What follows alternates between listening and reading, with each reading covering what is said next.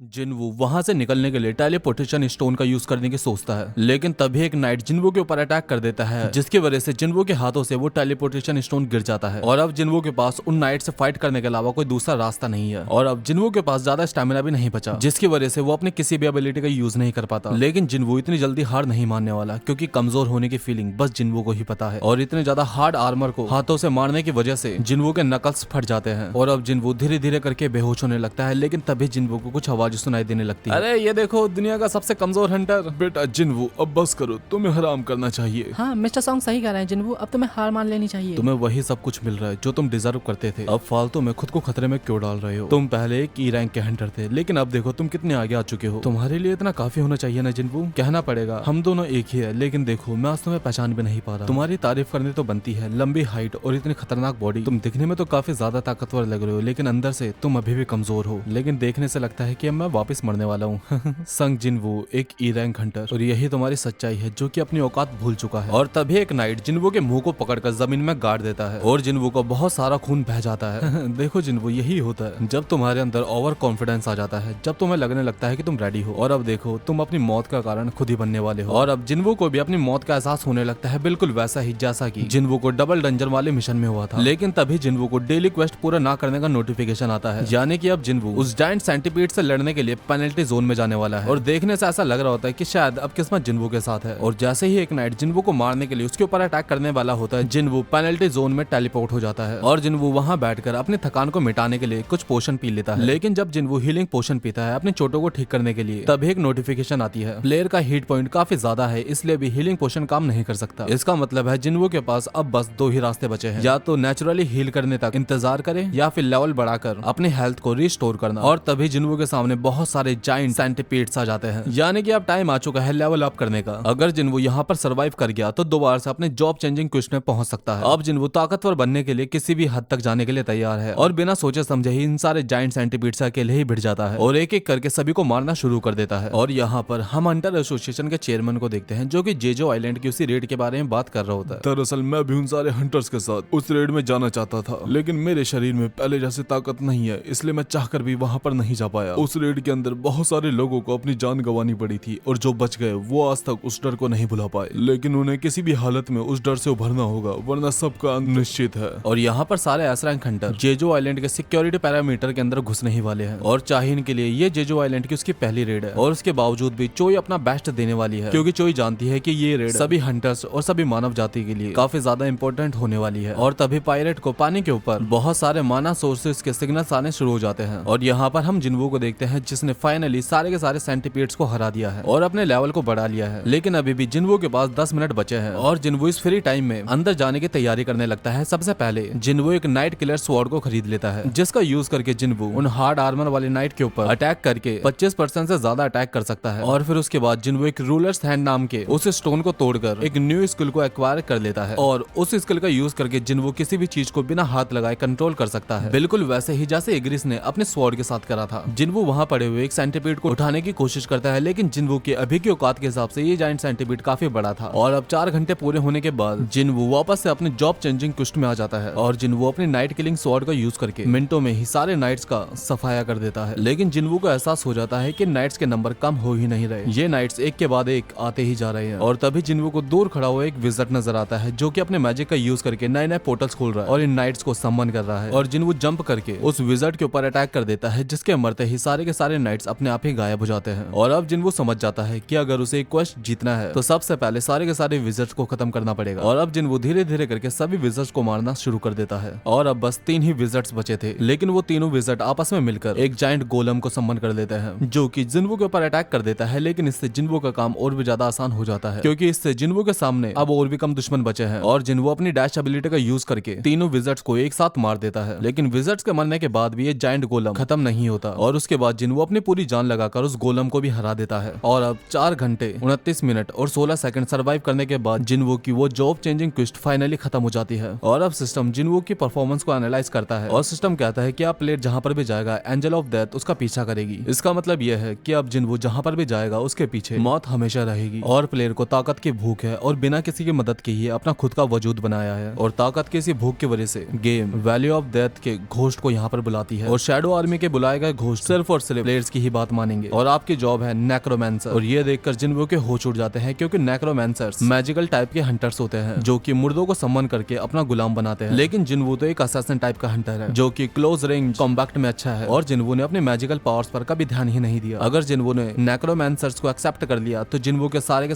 Stat रीसेट्स हो जाएंगे, जिसकी वजह से जिन्वो इस हॉपर को ठुकरा देता है। उसके बाद दोबारा से नोटिफिकेशन आती है कि नेक्रोमैंसर्स एक हिडन क्लास है, क्या आप अभी भी इसे डिक्लाइन करना चाहेंगे? और ये देखकर जिन्वो और भी ज्यादा कंफ्यूज हो जाता है और नेक्रोमैंसर्स के एडवांटेज और डिसएडवांटेज को समझने के लिए जिन्वो को एक एग्जांपल चाहिए था। और तभी जिन्वो को उन विजर्ड्स का ख्याल आता है। सारे विजर्ड्स भी अपने समनिंग मैजिक का यूज करके इन सारे नाइट्स को यहाँ पर समन कर रहे थे, जो कि देखा जाए तो एक नेक्रोमैंसर जैसा ही। और ऊपर से जिन्वो इन सारे विजर्ड से काफी ज्यादा पावरफुल भी है। और अगर जिन्वो के स्टैट्स की तरह इसकी क्लास का भी लेवल बढ़ता रहता है तो टाइम के साथ जिन्वो अपनी स्किल्स को दोबारा से बढ़ा भी सकता है, जिससे कि जिन्वो की शैडो आर्मी भी और भी ज्यादा पावरफुल होती रहेगी। और इसी के साथ जिन्वो नेक्रोमैंसर बनने की जॉब को एक्सेप्ट कर लेता है। लेकिन जिन्वो के एडवांसमेंट पॉइंट के हिसाब से गेम उसे हायर क्लास के लिए असाइन कर देती है और जिन्वो नेक्रोमैंसर से प्रमोट होकर एक शैडो मोनार्च बन जाता है। और जिन्वो को नाइट्स के अंदर से कुछ आवाज आने लगती है, मानो कि ये सारे के सारे नाइट्स दर्द में हो। और तभी जिन्वो के पास नोटिफिकेशन आती है, शैडो एक्सट्रैक्शन को यूज करने के लिए आपको एक कमांड देना होगा, अराइज। और देखते ही देखते जिन्वो के सामने एक शैडो नाइट पूरी की पूरी आर्मी खड़ी हो जाती है। शैडो एक्सट्रैक्शन का यूज करके जिन्वो मरे हुए सोल्जर के माना को यूज करके एक आर्मी खड़ी कर सकता है और शैडो स्टोरेज से जिन्वो इन्हें जब चाहे तब बुला सकता है। लेकिन जिन्वो को अब एक चीज का ध्यान रखना होगा, टारगेट की स्ट्रेंथ के अकॉर्डिंग शैडो एक्सट्रैक्शन फेल भी हो सकता है। और उसके बाद जिन्वो इग्निस के पास जाता है और जिन्वो देखता है कि इग्निस के ऊपर शैडो एक्सट्रैक्शन पॉसिबल लिखा आ रहा है, लेकिन इसके लिए जिन्वो को अपने 30 शैडो नाइट्स में से 11 को छोड़ना होगा। और ऐसा करने के बाद जिन्वो इग्रिस से कहता है, ब्लड रेड कमांडर इग्रिस, मैं तुम्हें अपने पास बुलाता हूँ,